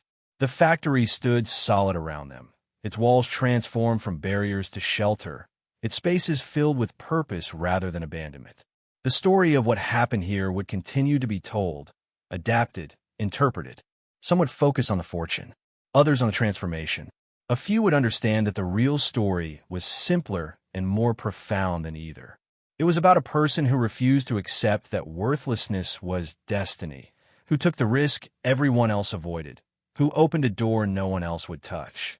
And beyond that door, she had found not just wealth, but possibility. Not just money, but meaning. Not just survival, but the chance to build something that mattered. The vault remained open, its empty shells a reminder that accumulation without purpose was just another form of waste. The fortune that had hidden there for decades was now moving through the world, changing lives, creating opportunities, fulfilling the potential that Thomas Whitmore had locked away in fear and isolation. As she prepared for sleep, Marcus settled in his bed nearby. She reflected on the journey that had brought them from desperation to security, from isolation to community, from the edge of collapse to solid ground. The road had been neither straight nor easy, but had been worth every terrifying step. Tomorrow would bring new challenges, new complications, new questions about how to use resources responsibly. But tomorrow would also bring new opportunities to help, to build, to transform struggle into possibility for others still fighting their way forward. The factory had saved them. Now, they were using it to save others, one family at a time, one crisis at a time, one desperate choice at a time. And that, she thought as sleep finally claimed her, was worth more than all the money in all the vaults in all the world. The letter arrived on a Tuesday morning, 10 years after she had first walked through the factory's doors with nothing but desperation and a ventilator. The envelope was thick, official, bearing the seal of a law firm she did not recognize. She opened it carefully, standing in the office that had once been their first shelter and was now her private study, walls lined with photographs documenting a decade of transformation. Inside was a document marked Estate Disclosure, Addendum to Whitmore Property Transfer. Her hands tightened on the paper as she read. According to the letter, during a routine audit of county records, a clerk had discovered a secondary deed attached to the factory property. A second structure, smaller and separate, located 3 miles from the main facility. It had been owned by Thomas Whitmore, transferred through the same estate sale, but somehow omitted from the original property documentation. The letter continued with legal language that boiled down to a simple fact. She owned another building she had never known existed. And according to preliminary inspection reports attached to the disclosure, this structure was not abandoned. It was occupied. She read the sentence 3 times, trying to make sense of it. Occupied. By whom? The property had been part of the estate for over a decade. If someone was living there, they were doing so without legal claim, squatting in a building that technically belonged to her. The law firm requested her presence at a meeting to discuss next steps. They could initiate eviction proceedings, or she could choose to address the situation personally. The choice was hers, but action was required.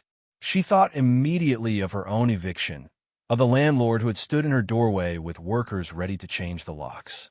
She thought of Marcus on the ventilator, of having nowhere to go, of the desperation that had driven her to purchase a worthless building for $1. The parallel was too clear to ignore. Marcus was 15 now, no longer the small boy who had blinked yes and no from hospital bed. He had grown tall despite his condition, his frame thin but strong in the ways that mattered. The ventilator remained his constant companion, but advances in technology meant it was now portable, sophisticated, quiet enough to fade into background noise in most settings. He attended high school through a hybrid program, excelling in subjects that required analysis and creativity, struggling with physical activities that his body could not sustain. She found him in the common area of the factory, working on homework while volunteers set up for an evening support group. His communication device had evolved as well, now integrated with a computer that allowed him to control entire presentations with eye movement and minimal physical input. He was preparing a speech about disability advocacy for a school assembly, his voice through the device more natural than the synthetic monotone of earlier years. "I need to show you something," she said, handing him the letter. He read quickly, his eyes scanning the legal language with the comprehension of someone who had spent years navigating complex systems. When he finished, he looked up at her, his expression thoughtful. "What are you going to do?" the device asked in his carefully modulated voice. "I don't know," she admitted. "Part of me wants to ignore it, let the lawyers handle it. But you remember," he finished. "I remember." They drove out to the address listed in the disclosure the following afternoon. Patricia accompanied them, as she always did for trips that might run long, her presence ensuring Marcus's medical needs would be met regardless of circumstances. The route took them through familiar streets, past the diner where she had once worked double shifts, past the apartment building where they had been evicted. She had not returned to either place in years, preferring to leave those memories undisturbed. The secondary structure was located in an industrial park even more neglected than the area where the factory stood. The building itself was smaller, single-story, constructed from brick that had weathered to a mottled gray. Unlike the factory, this place showed clear signs of maintenance. The windows were intact, covered with curtains from inside. The front entrance was clean, the lock recently replaced. A small garden had been planted in the narrow strip of earth between building and fence, vegetables growing in organized rows despite the poor soil. She parked outside the fence and sat for a moment, studying the structure. Someone lived here, that much was obvious. But who? And why had they chosen to remain hidden in a property that officially belonged to an estate that had been liquidated years ago? "Do you want me to come?" Marcus asked. She considered. The building had a ramp leading to the entrance, suggesting whoever lived inside might have mobility considerations. Marcus's presence might establish common ground, or it might complicate an already delicate situation. "Stay here for now," she decided. "If I need you, I'll call."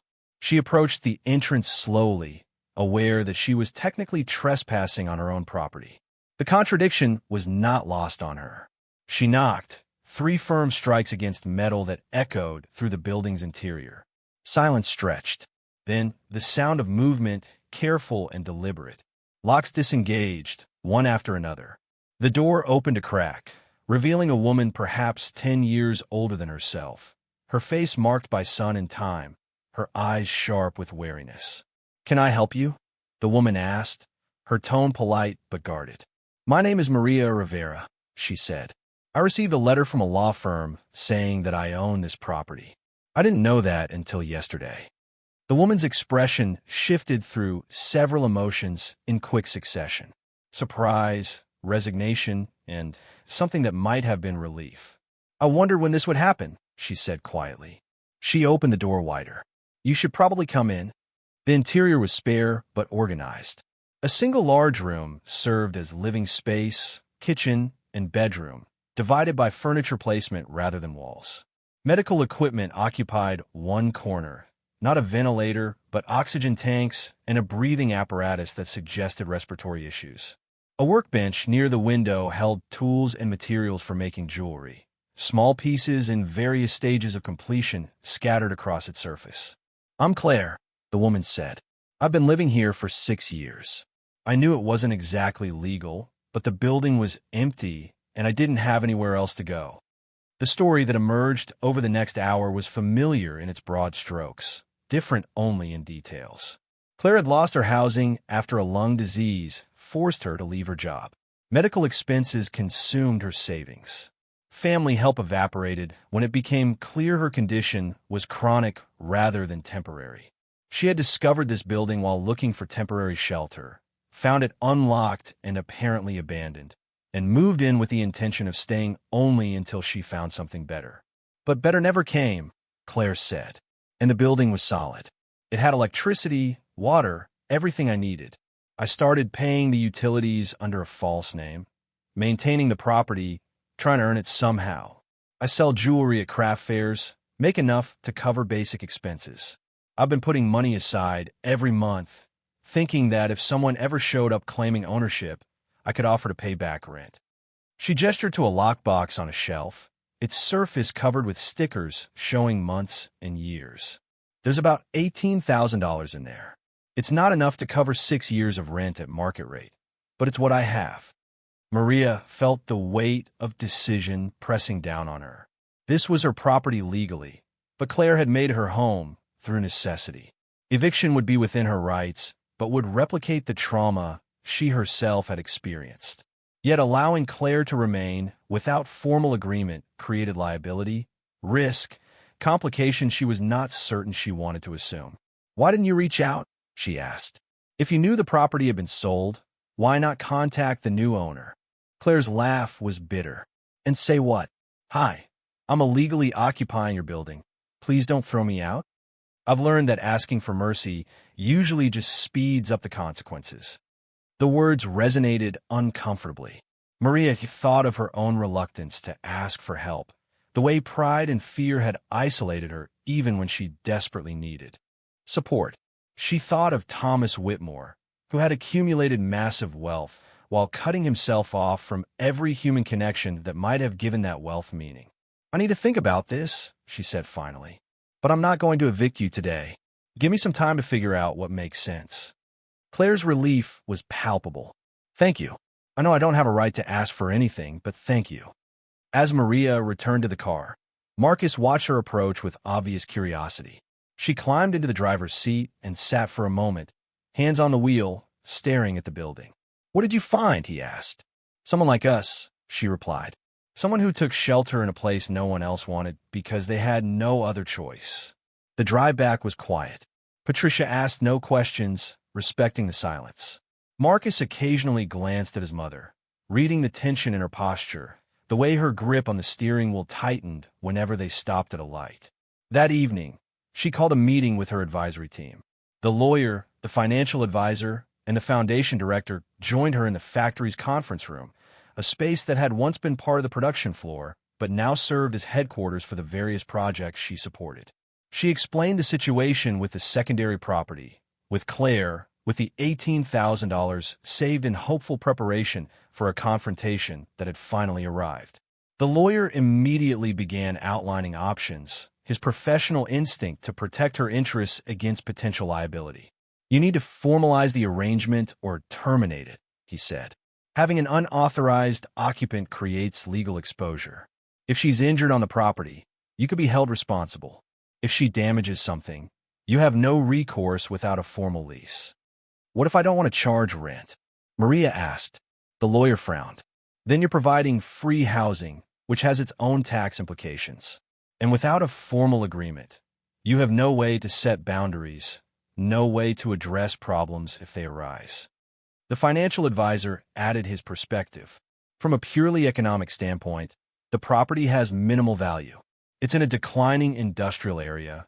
The structure is old. The market for commercial space in that location is weak. You could sell it for perhaps $50,000, maybe less. Keeping it as a charitable housing project makes more sense than trying to generate income from it." The foundation director, a woman named Angela who had once been a recipient of foundation support before joining the staff, spoke last.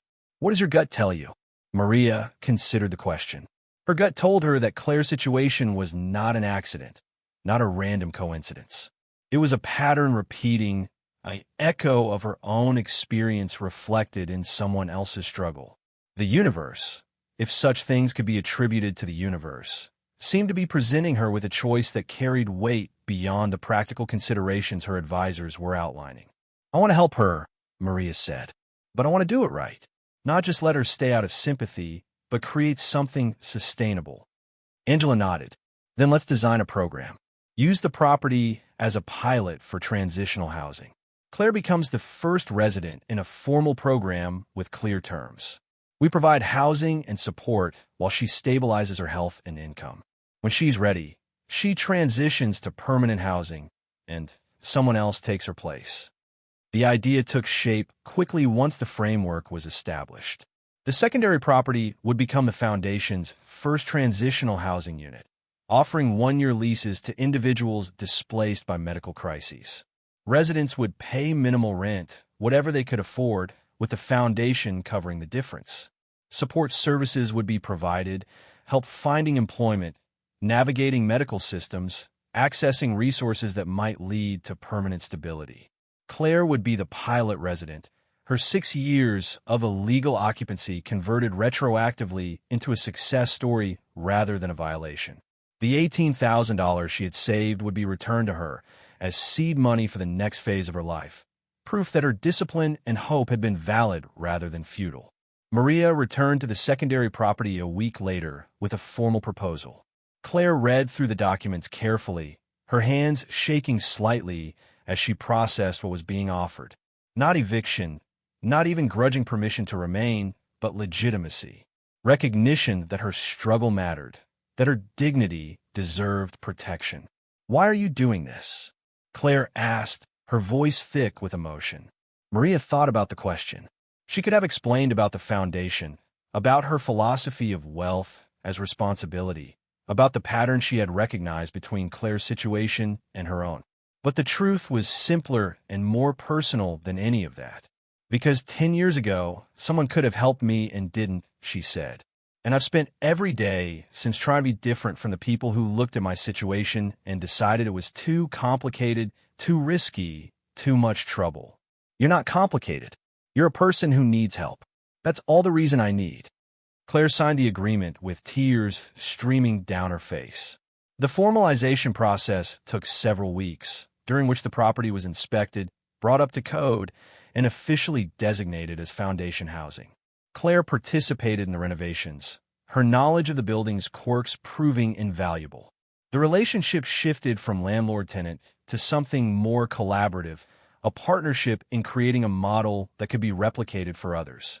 Marcus visited the property during the renovation, his wheelchair navigating the accessible routes Claire had improvised over her years of occupancy. He spoke with her about her jewelry work, offering suggestions about online sales platforms and craft show circuits. His device translated his thoughts with precision, the conversation flowing naturally despite the mechanical mediation. "You and my mom are similar," he told Claire. "You both refuse to disappear." Claire smiled, wiping dust from her hands. "I had a lot of practice disappearing. It took more courage to stay visible." The program launched quietly 6 months after the initial discovery. Claire's one-year lease formalized her continued residency while establishing the terms for future occupants. The foundation publicized the program through medical social workers and disability advocacy groups, targeting individuals whose housing insecurity stemmed directly from health crises. Applications arrived steadily, each one telling a story of systems failing, support networks collapsing, individuals falling through cracks that society pretended did not exist. Maria reviewed every application personally, recognizing her own past in each one. The single parents juggling medical care and employment. The individuals whose health conditions made traditional housing inaccessible. The people who had exhausted family goodwill, government assistance, and personal resources, leaving them with nothing but determination that could not quite overcome structural barriers. The secondary property could house only one person at a time, but it proved the concept worked. Claire's health stabilized with consistent medical care and reduced stress. Her jewelry business expanded as she gained energy to invest in it. After 8 months, she signed a lease on a permanent apartment, transitioning out of the program ahead of schedule. The second resident moved in immediately, a man in his 30s recovering from a stroke that had cost him his job, his housing, and his belief that life could return to anything resembling normal. The pattern repeated. Residents arrived desperate, stabilized with support, and departed with renewed capacity to sustain themselves. Not all transitions were smooth. Some residents struggled with the conditions of the program, with expectations around behavior or contributions to maintenance.